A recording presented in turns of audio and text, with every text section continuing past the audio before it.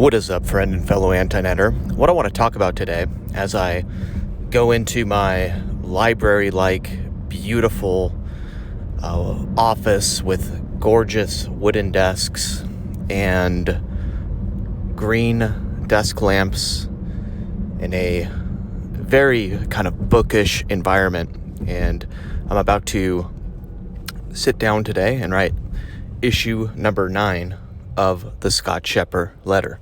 And to be quite frank, I have no idea where the hell it's even going to go. I have a fuzzy idea of kind of how I'm going to open it up and where I'm going to go and what I'm going to teach.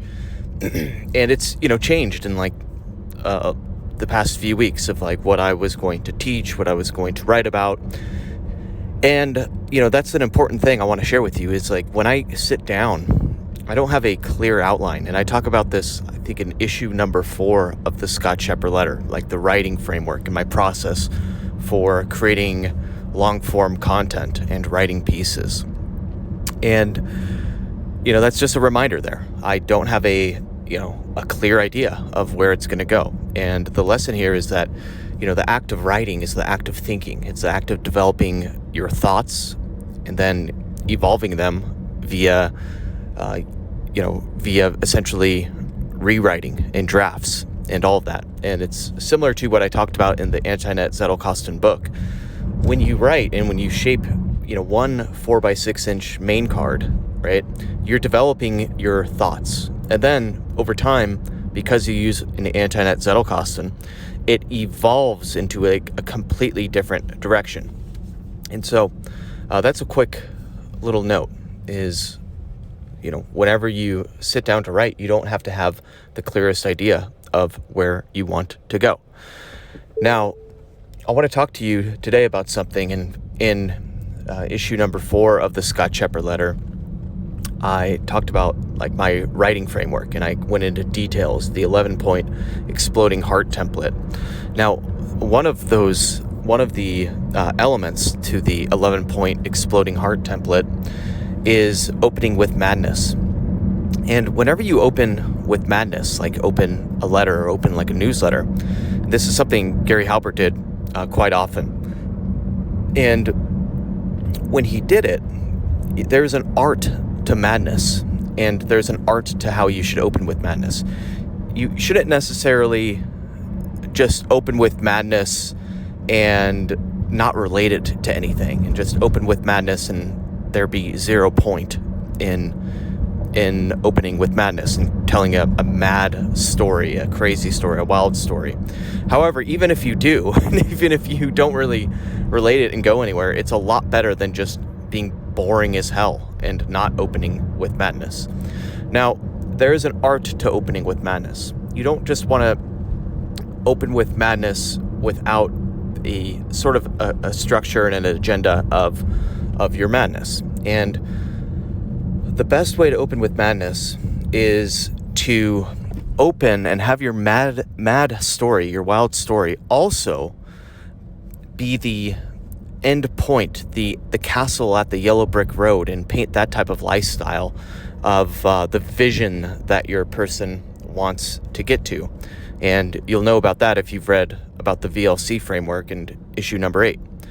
And, when Gary Halbert painted his maddening stories, his crazy stories, they were also, he told stories of essentially him, for instance, in one of his letters, how, he spent the weekend, I think it was with Joe Sugarman, a famous copywriter, and they were, sailing along in a dinky boat in the rivers of, or not the rivers, but the oceans of Key West, Florida, and off the coast of Florida. And, they're just out in the middle of nowhere, and then all of a sudden they see the Trump Princess, Trump's big, massive boat. And mind you, this is in the late 80s, early 90s.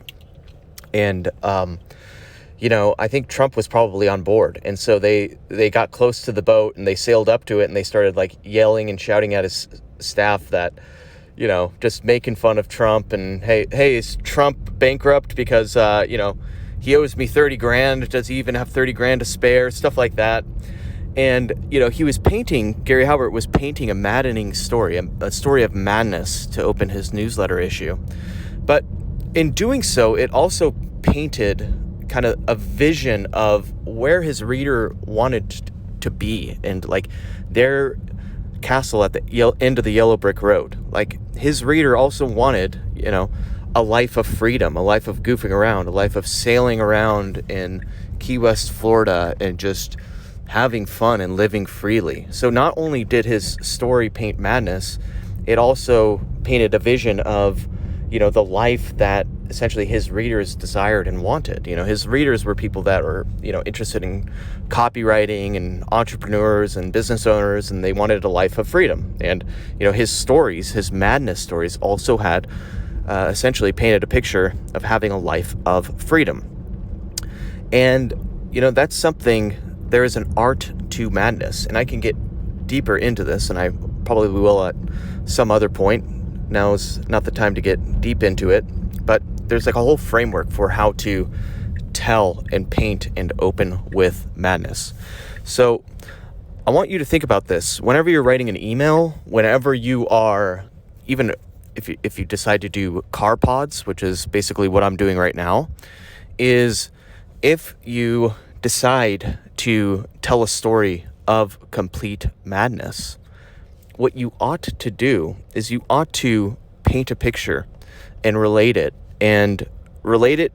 by basically, sharing something that gives them a taste of the life that they want, and also painting a funny story that opens with madness. Anyway, you can probably tell I did that actually in the beginning of this car pod.